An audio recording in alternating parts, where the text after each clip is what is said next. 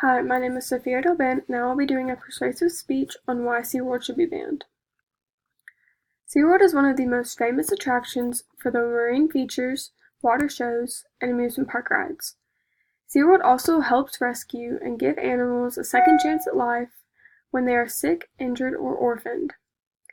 SeaWorld has done many good things in order to protect animals in danger, but in the process of doing that, they are putting people's lives in danger as well. They are putting these animals in captivity and using them for entertainment. However, in 2010, one of the orcas, also known as a killer whale, attacked and killed trainer Don Brancheau. The killer whale is known as Tilikum. In this speech, I'll be talking about three main points. The three main points I'll be talking about will be the incident that occurred in 2010, how the animals should not be held in captivity, and how it isn't safe for the trainers to work with the animals. The first main point I'll be talking about is the incident that occurred in 2010. SeaWorld suffered an incident that they have never experienced before. The incident was when the killer whale named Tilikum killed trainer Don Brancheau.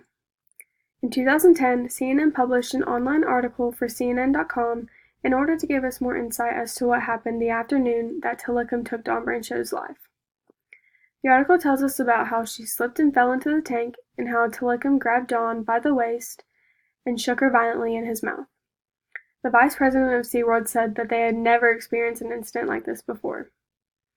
However, in 1999, Tilikum killed a 27-year-old man who was found in the tank floating on his back at SeaWorld. The verdict of this incident was ruled as horseplay. In 2010, Mark Mooney wrote an online article for abcnews.go.com about how severe Don Brancheau's injuries were from Tilikum that resulted in her death. The article gives us insight of Don Brancheau's autopsy after Tilikum had drug her down by her hair and killed her. It also talks about how Tilikum has had new protocols enforced so that the trainers stay away from him, seeing as how Don wasn't the first person he has killed. Dawn had her back turned to Tilikum when he grabbed her by her ponytail and dragged her into the pool and swung her around in his mouth. He caused blunt force trauma to her head, neck, and her torso, and she also was found of drowning. He also fractured her jaw, part of her vertebrae, and several of her ribs. She had scrapes in her right ear, but her left ear and her left elbow were dislocated. Now that I have talked about the incident that occurred in 2010, let me move on to my next topic, which is how the animals should not be kept in captivity. When caring for these rescued animals, they are also harming them by keeping them in small enclosed spaces and keeping them in captivity while they are used for the sole purpose of entertainment. In 2015, Simon Worrell wrote an online article for NationalGeographic.com in order to give us an inside look as to how cruel SeaWorld treats the killer whales. The article talks about the psychological and physical trauma that occurs when the orcas are kept in captivity. The article also talks about the movie Blackfish that came out in 2013, which exposes the many deaths of trainers caused by the orcas. John Hargrove was one of the more experienced orca trainers at SeaWorld.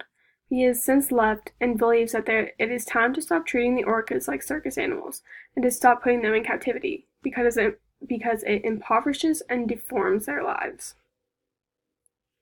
Now that I have talked about how the animals should not be kept in captivity, let me move on to my final topic, which is how it isn't safe for the trainers to be working with the animals. The trainers that work with the killer whales put their lives at risk every day when being around them. However, the SeaWorld Park in San Diego has recently been cited for not protecting the killer whale trainers.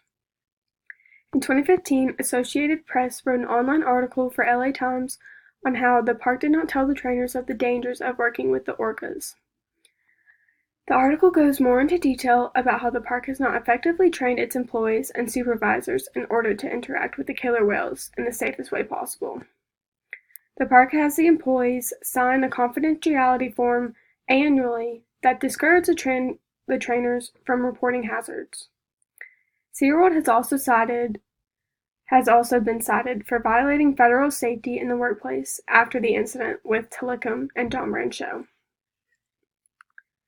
In conclusion, SeaWorld should be banned because they put the trainers at risk, with the killer whales, and because the killer whales should not be kept in captivity and used for entertainment. No matter how much training takes place in order to prepare them for the shows, they are putting the crowd, the trainers, and the orcas at risk. SeaWorld has done many good things in order to protect animals in danger, but in the process of doing that, they are putting people's lives in danger as well. They are putting the animals in captivity and using them for entertainment. When we look back, the incident of 2010 resulted in one of the trainers, Don Brancheau, being killed by killer whale Tilikum.